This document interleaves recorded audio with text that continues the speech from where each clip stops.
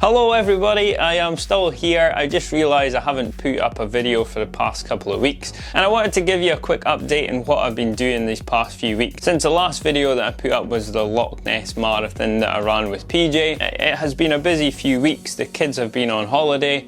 I have started my training to hopefully finally break 20 minutes in the 5k, and that's what I want to talk about to you guys today, is what I have been doing and a few other bits and pieces along the way. And before I go any further, I do want to say a massive thank you to everyone who has subscribed so far. There's been a few new subscribers in the past few weeks, which is fantastic, and welcome to the channel. Really great to have you here. So my new mini challenge is to finally try and break 20 minutes for my 5k. And I started, this would be my third official week of training I'm moving into. And before I started the training block, I actually headed to Elgin Park Run to figure out where I kind of am with my 5k. Because I would really like to do it at Elgin Park Run, the sub 20. I went along and I went out way too fast on the first lap.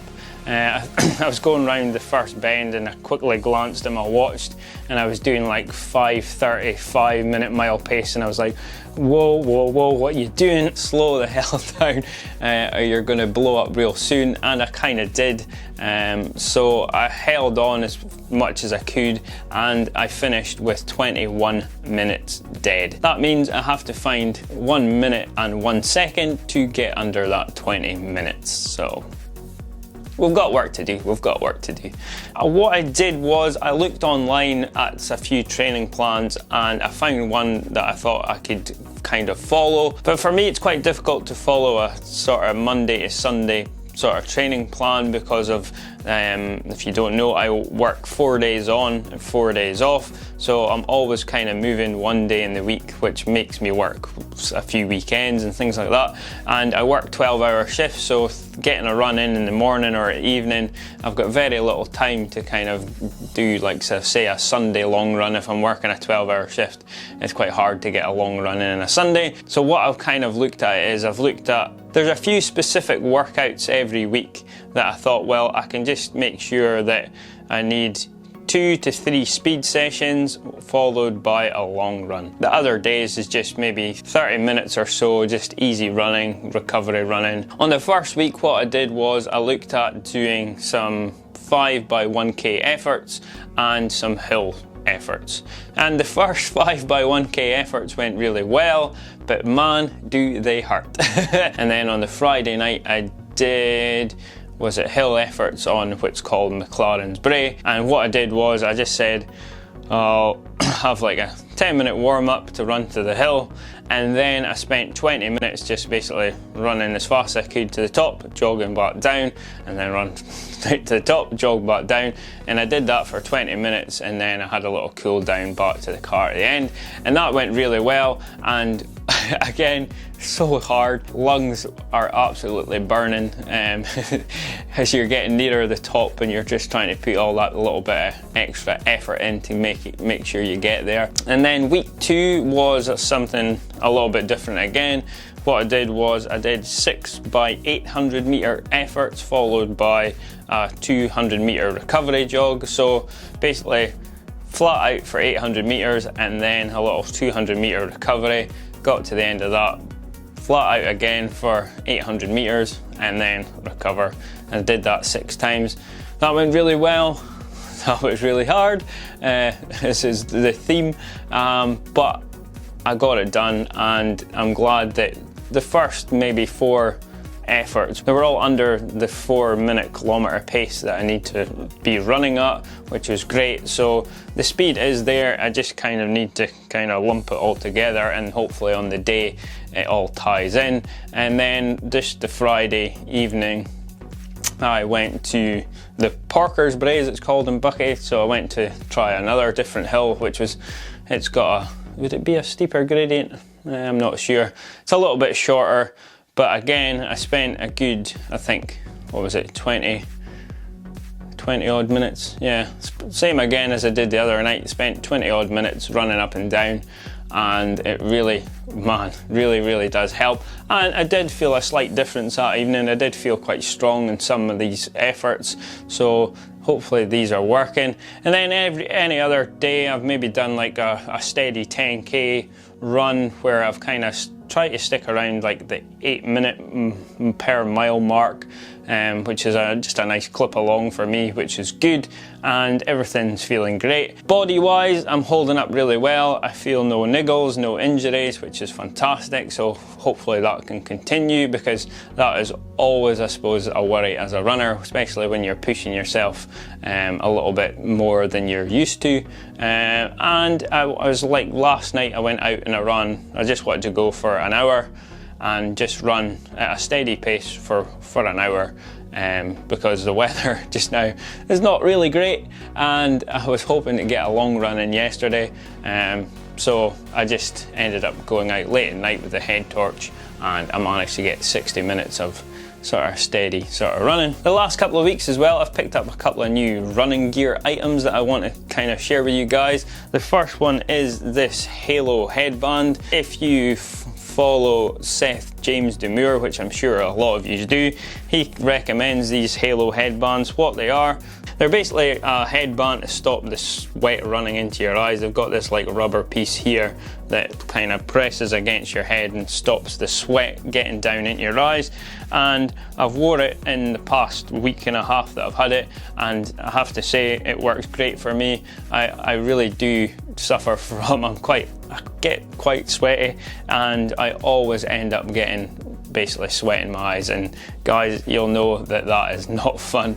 And this little headband has definitely helped with that, because normally if I've been like doing any big runs, I normally like Vaseline up my eyes to kind of, that helps the water repel and go down the side of your face. So I just thought, when I seen Seth had that, I thought, you know what, I'm gonna give it a try. And I managed to pick up on Amazon and get it sent from the States, because they're a company from the US. Really nice little product, and really happy with it. But so far works really well. During this last few weeks, I was online. I always am online looking at shoes, and I noticed that these were on sale. Yeah, I went ahead and I've picked up my very first pair of Nike Vaporfly 4%. I didn't get the next percent because they're still crazy, £240, but these were on sale, and I got a little bit extra off as well because I had another voucher, which took these from £210 down to £170, which is still a crazy lot of money for a running shoe, but it is always a shoe that I've wanted to give a try. I did try these specific pair down in London at the Nike store on the treadmill, but I loved it then, but I just couldn't pull the trigger for £210. It's such a lot of money for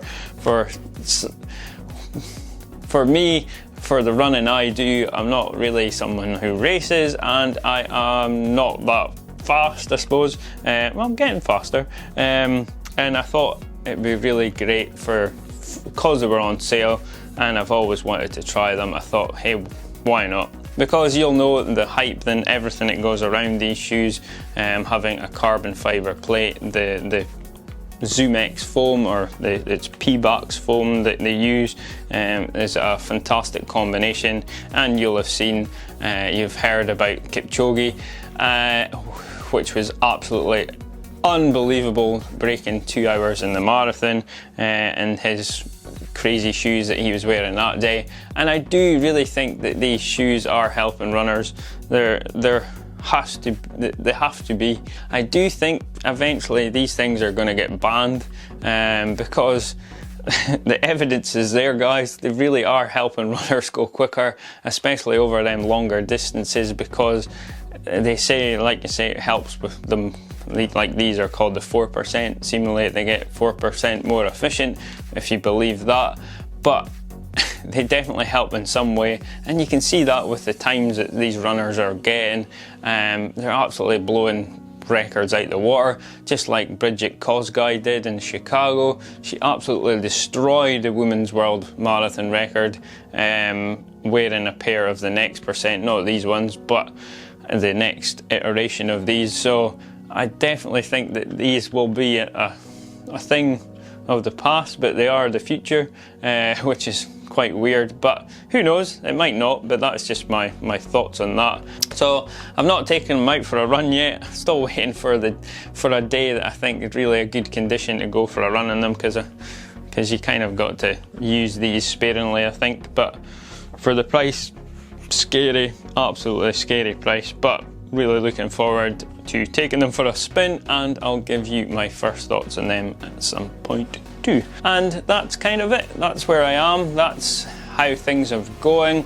I'll try to get the camera out and take you along in one of these sessions and show you basically what I'm doing and how probably bad I'm hurting while I'm doing it. You've got to do these things. You've got to take yourself out your comfort zone if you want to progress, and hopefully I get to finally break this 20 minutes. So I'm gonna leave it there. Thank you for sticking with me through this video, as it's just been me yabbing on. But I really do appreciate you guys sticking to the end. And if you have made it this far in the video, then please consider clicking that big subscribe button if you haven't already.